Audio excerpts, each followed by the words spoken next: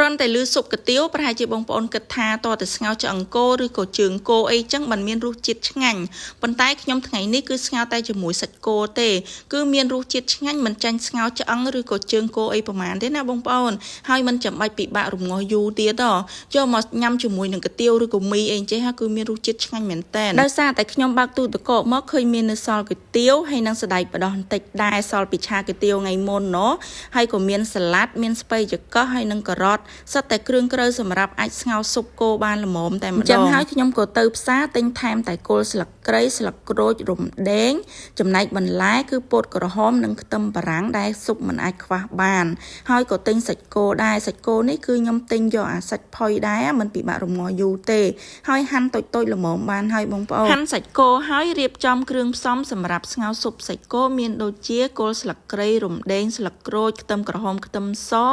ដុំស៊ុបមាន់ហ៊ីប៊ីយឺហ៊ឺបន្លែវិញមានពោតក្រហមខ្ទឹមបារាំងការ៉ុតហើយក៏មានជីដែរចុងក្រោយនោះបន្ទាប់មកទៀតមានដូចជាកាទៀវមីសណ្តែកបដោះស្ពៃតឿមីសណ្តែកបដោះស្ពៃតឿនេះគឺខ្ញុំបានស្រោះទឹកក្តៅរួចហើយស្ពៃតឿសណ្តែកបដោះនឹងមីស្រោះទឹកហើយអញ្ចឹងបានយកទៅញ៉ាំជាមួយស៊ុបកាទៀវឆ្ងាញ់ហើយរំលីងខ្ទឹមទុកសម្រាប់ពេលស៊ុបឆ្អិនបន្ទាប់មកយកដេកឆ្នាំងរំលីងជាមួយខ្ទឹមហ្នឹងយកមកលីងជាមួយគល់ស្លឹកគ្រៃរំដេងស្លឹកក្រូចតែម្ដងដាក់ទឹកត្រីបន្តិច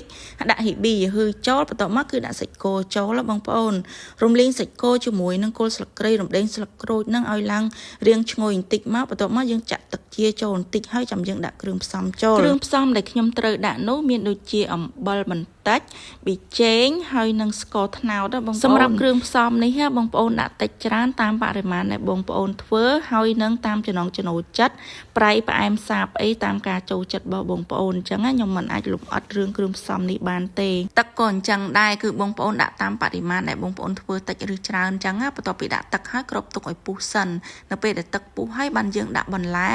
ដែលក្រឆ្អិនហ្នឹងចូលមុនគេមានដូចជាពោតក្រហមការ៉ុតខ្ទឹមបារាំងអីហ្នឹងបន្ទាប់មកទៀតគឺដាក់ដុំស៊ុបខ្នុរខ្ញុំដាក់2ដុំចូលគ្របទុកឲ្យពុះសិនខ្ញុំដាក់ខ្ទឹមលីងចូលបន្តិចដើម្បីឲ្យវារាងឈ្ងុយដែរ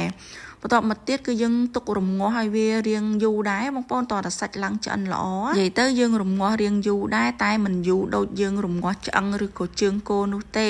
គ្រាន់តែសាច់វាឆាប់ឆ្អិនជាងឆាប់បានញ៉ាំជាងអញ្ចឹងណាបងប្អូនចុងសប្តាហ៍ទំនេរនៅផ្ទះជុំគ្នាព្រលឹមឡើងមិនចាំបាច់ពិបាកទៅទិញចំណីគេញ៉ាំទេបងប្អូនធ្វើតែអញ្ចឹងញ៉ាំគឺញ៉ាំបានឆ្ងាញ់ហើយចំណាយតិចញ៉ាំបានគ្នាច្រើនណាបងប្អូនស៊ុបឆ្អិនហើយយកគុយទាវមកស្រុះនៅក្នុងទឹកស៊ុបក្តៅៗចេះមកបងប្អូនបានឆ្អិនល្អដោយសារតែកាទៀវនេះគឺខ្ញុំអត់បានស្រោះទុកទេខ្ញុំស្រោះតែមីហើយនឹងបន្លែទេណាបងប្អូនរួចរាល់ហើយអ្នកដែលចង់ញ៉ាំកាទៀវក៏កាទៀវអ្នកដែលចង់ញ៉ាំមីក៏មីតាមចំណង់ចំណូលចិត្តអញ្ចឹងណាបងប្អូនរសជាតិវិញគឺឆ្ងាញ់អត់ចាញ់ទិញគេប្រហែលទេណាបងប្អូនទិញគេមួយចានជិត10000ដែរអរគុណច្រើនបងប្អូន